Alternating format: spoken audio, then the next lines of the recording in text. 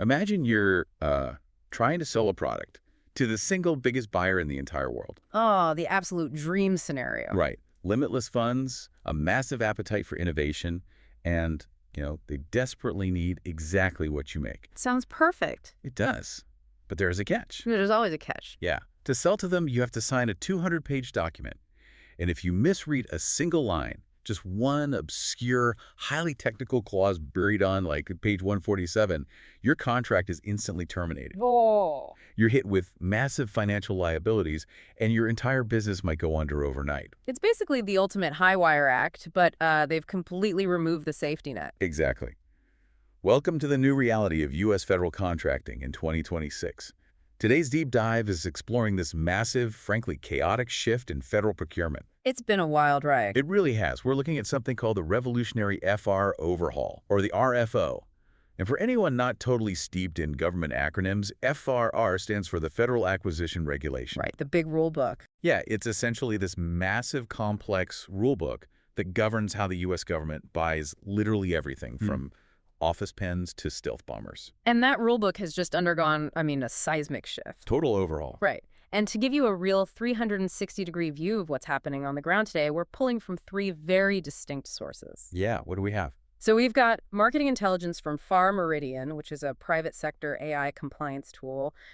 We're pairing that with an internal environmental protection agency, the EPA, their policy notice that details specific regulatory changes. Okay, internal government memo. Got it. Yeah. And finally, we'll look at the U.S. Army's fiscal year 2026 advanced planning briefing for industry, just to see what the military is actually trying to buy in this crazy new environment. The core conflict we're unpacking today is, well, it's perfectly captured by this staggering statistic across these sources. Oh, this number is wild. It is. Over $85 billion in government contracts have recently been terminated by DOGE. The Department of Government Efficiency. Right, $85 billion, with a B. And on top of that, small business federal contractor participation has plummeted by 49% since 2010. Almost half. Almost half. The government is just rapidly changing the rules, and businesses are absolutely scrambling to survive a market that honestly feels like it's in free fall. So to understand the fall, we really have to look at the gravity pulling it down, And that brings us to the new rulebook itself. The RFO. Right. The stated goal of the 2026 revolutionary FR overhaul was actually positive. Wait, really? Because it sounds terrifying so far. Well, their intent was good. They wanted to replace decades of bureaucratic layered clutter with something they call code as law precision. Okay, let's unpack that, because code as law sounds very rigid. Is that literally software code they're writing, or is it more of a philosophy of how they read the text? It's a philosophy of interpretation, but it completely mimics software code. Okay. In the past, there was a tiny bit of human grace period. If you made a minor administrative error, a contracting officer might work with you to fix it. Give you a heads up, like, hey, you missed a signature here. Exactly.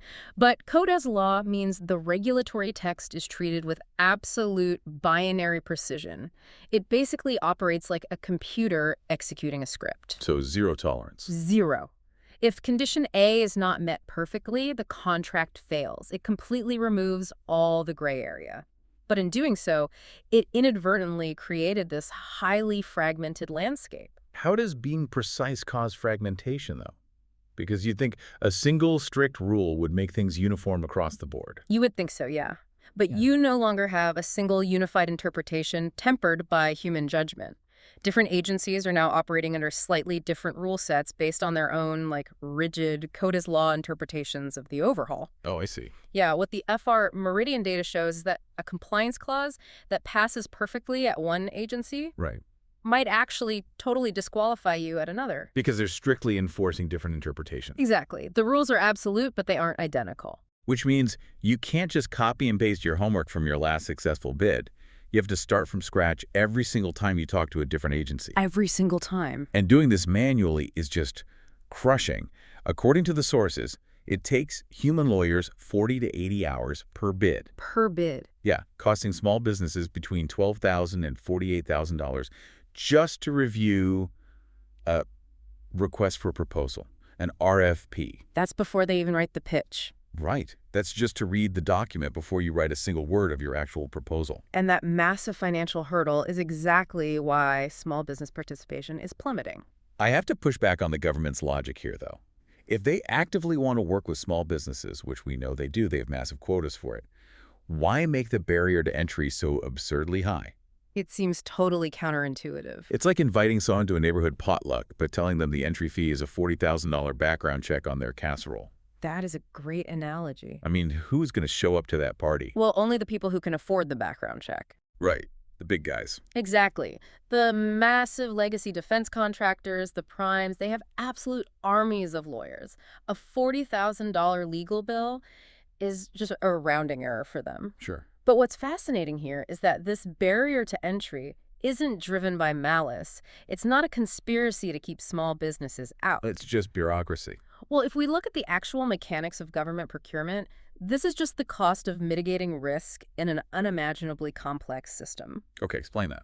The government is buying technologies that have massive security, supply chain, and, operational implications. They need absolute compliance to prevent disastrous liabilities down the line. Right. They can't have a leaky supply chain for a fighter jet. Exactly. So the friction of achieving that perfect compliance is just a byproduct.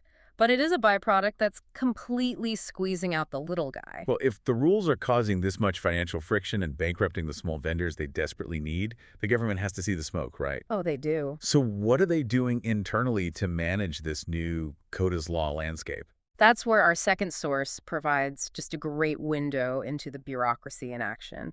It's a memo from November 2025. Okay. Written by Stefan Mardian, who is the EPA Senior Procurement Executive. It's an interim policy notice implementing Executive Order 14275. And that order is literally titled Restoring Common Sense to Federal Procurement. Right. So the EPA is taking that mandate to streamline their FR Part 3, which is the section that covers improper business practices. Ethics and stuff. Exactly. They're actively trying to strip out non-statutory language and obsolete rules to just, lighten the reading load. Make it less of a nightmare? Yes. A prime example in the memo is the removal of Clause 52.20315. Which was what? It was a whistleblower protection clause tied specifically to the 2009 ARA Recovery Act. Wait, 2009? Yeah, an economic stimulus package from over 15 years ago. And it was still in the active rulebook? Yep. It's completely obsolete for new contracts, obviously, so they're deleting it. However, the memo notes they're keeping Clause 52.20317. And what does that one do? That one covers general contractor employee whistleblower rights. Okay, so it sounds like a massive corporate decluttering project. Pretty much. Like Marie Kondo came in to audit the federal regulations. Like, does this 2009 stimulus package clause spark joy? No, toss it. Toss it out. Does this general whistleblower clause spark joy? Yes, keep it. That's a really great way to visualize it. They're looking at all the textual bloat and asking, what is legally required today? Right. But keeping that general whistleblower clause is actually a pretty profound choice in a Coda's law environment. How so? Well, when you have a system enforcing rules with algorithmic binary strictness, the human whistleblower actually becomes the ultimate failsafe. Oh, because the machine might miss the human nuance. Exactly. If an automated system misses a massive ethical violation or a contractor figures out a clever loophole in the Coda's law enforcement, you absolutely need a human being to raise their hand. That makes a lot of sense. Protecting that human is more important now than ever. And the memo is also very explicit that making the text shorter doesn't make the rules any less strict. No, not at all. They actually list out the core ethics in the memo. It's like, act with integrity, avoid conflicts of interest, refuse improper gifts, report wrongdoing, and protect sensitive information. Right. The common sense order is just trying to simplify the presentation of the text. They want to use active voice and numbered lists to actually make it readable for a normal person. But the actual compliance requirements remain exactly the same. Completely unchanged. The text is cleaner, but the Coda's law enforcement of those ethics is still absolute. Okay, let's pivot from how the EP is cleaning up the rule book to what the government is actually trying to buy with all these strict rules. Yeah. And more importantly, who they need to buy from. Because the friction we're talking about hits hardest when the military tries to acquire innovative technology. Right. And that brings us to our third source, which is the Army's fiscal year 2026 MICC APBI briefing. That's quite a mouthful. It is. It stands for Mission and Installation Contracting Command, Advanced Planning Briefing for Industry. Okay, and what does that actually mean in plain English? Essentially, it's the Army broadcasting to the private sector, saying, here is our strategic shopping list for next year. Got it. And the presentation features some pretty key figures, right? Yeah. Like Pamela Callicutt, the acting director of the Office of Small Business Programs, and Brigadier General Freddie L. Adams II. Yeah, top brass. And looking at their slides, the Army desperately needs small businesses to achieve what they call multi-domain operations, or MDO. Meaning land, air, sea, space, and cyber. Exactly. They need cutting-edge innovation to outcase evolving threats across all those domains. They explicitly list the Department of War top 10 priorities. And what's on that list? It's heavily skewed toward agile commercial technology. I mean, they need kinetic capabilities and munitions, sure, but they also urgently need batteries for weapon systems, key components for one-way attack and drone systems, microelectronics, and advanced sensors. Wow, okay. That is exactly the kind of bleeding-edge tech that small, agile startups are building in places like Silicon Valley or Austin or Boston right now. Exactly. It's not always the massive legacy prime contractors building the best drone sensors anymore. It's often a team of 20 engineers in a warehouse somewhere. And the Army knows they need those 20 engineers. But here's where we hit a crucial rule change highlighted in the briefing that directly impacts those exact startups. Okay, lay it on me. It's FAR 19.108-7, which regards competitive 8A thresholds.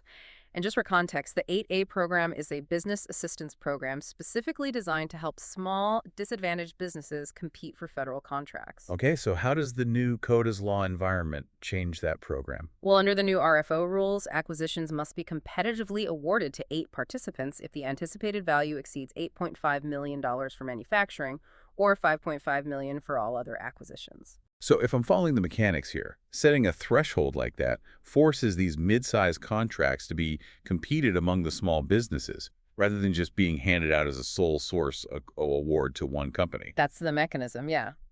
It's designed to ensure fair play among the 8A participants for larger sums of money.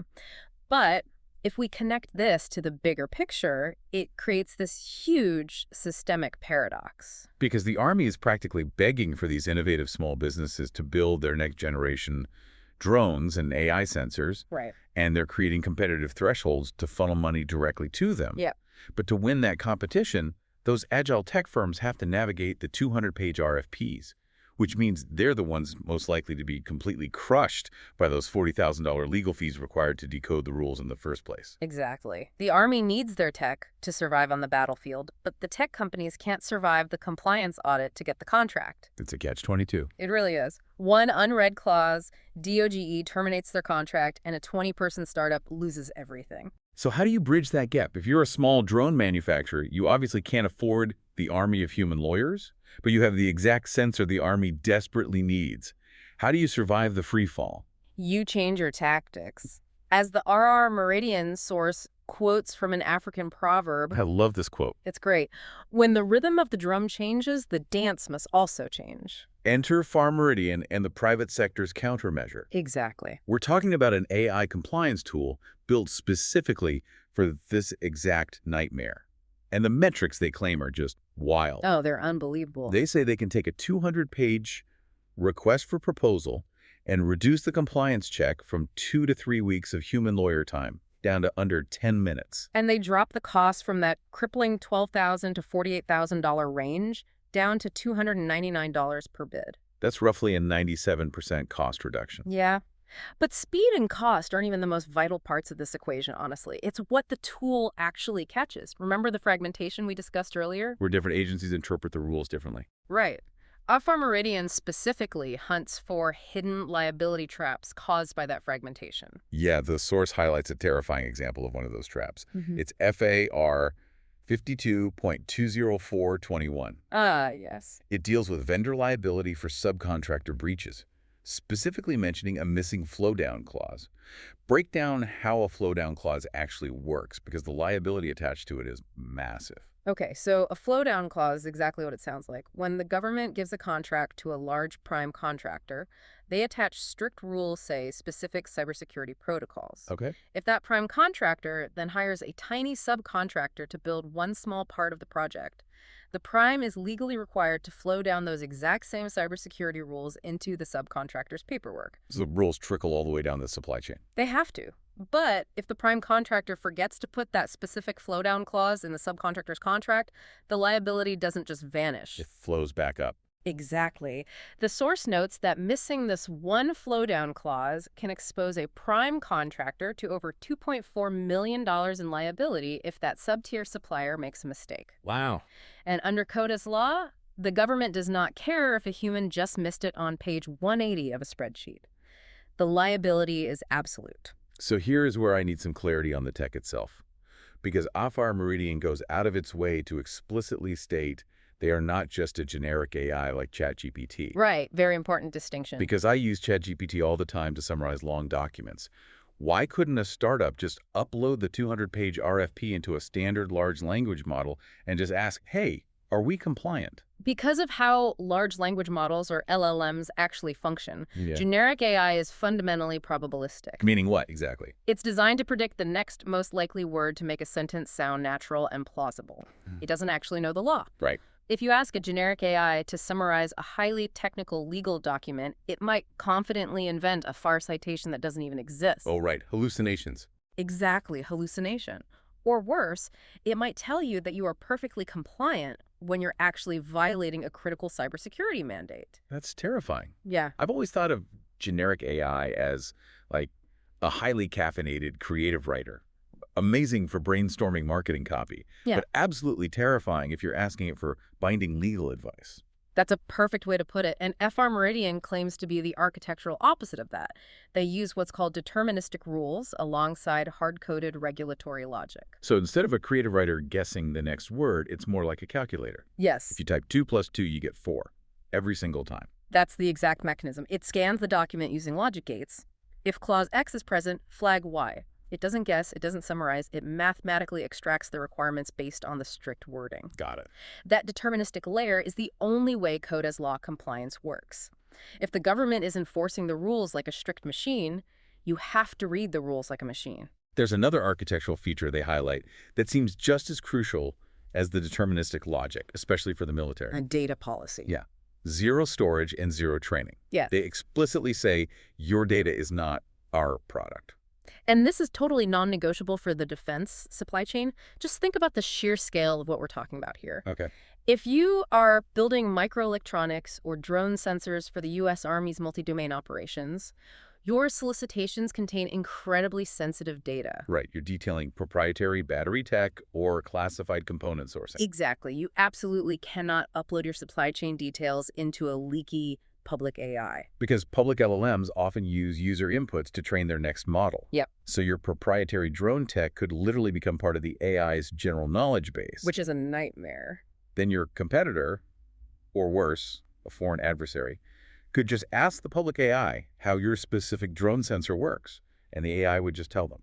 It's a massive national security risk. So AFR Meridian processes the documents entirely in browser memory. Meaning nothing hits a server. Right. Nothing is saved to a database, no files are stored on their end, and the data is completely discarded the moment your browser session ends. Wow. It provides the algorithmic analysis without creating a cybersecurity vulnerability. I really like how it packages the output, too. It doesn't just hand the company a massive, unreadable data dump. No, it's very targeted. Yeah, it generates two distinct artifacts for two different teams. First, it creates a beautifully formatted executive PDF brief. Which is for the boardroom. Right.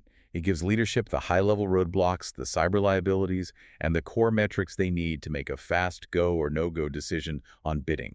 Like, is this even worth our time? And then if the executives give the green light, it provides a raw CSV matrix. For the people doing the actual work. Exactly. The tactical team, the proposal managers, they need structured data they can drop right into Excel or their project management software. It allows them to assign individual requirements to specific writers and track compliance on a really granular line-by-line basis. So it bridges the gap between high-level strategy and ground-level execution. Completely. Bringing this all back to you, the listener. Why should you care about this deep dive? It's a great question.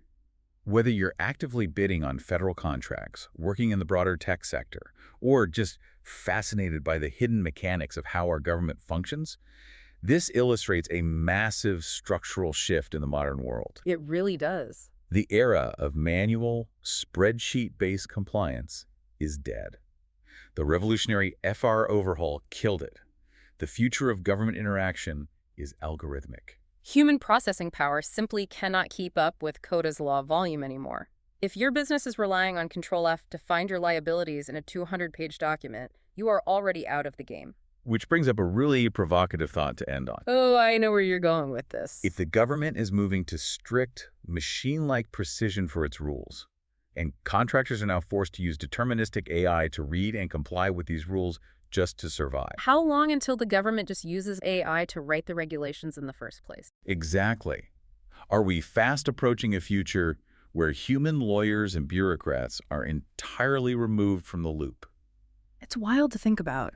Imagine a world where government compliance is literally just two AI systems talking directly to each other. The government AI writes the 200-page RFP based on a set of parameters. The contractor's AI reads it, verifies it, signs it, and executes the contract in milliseconds. And a human being never even looks at the text. Right? The humans just look at the physical drone or the battery that gets delivered at the very end of the process. It's a wild thought. Remember that 200-page document from the beginning of the show? The one where a single misread line tanks your entire business? Yep. Pretty soon, it might not matter if you read it or not, because your AI will be the only thing capable of reading it for you. That is our new reality. Thanks for joining us on this deep dive into the chaotic, algorithmic future of federal contracting. Keep questioning the systems around you, and we'll catch you on the next one.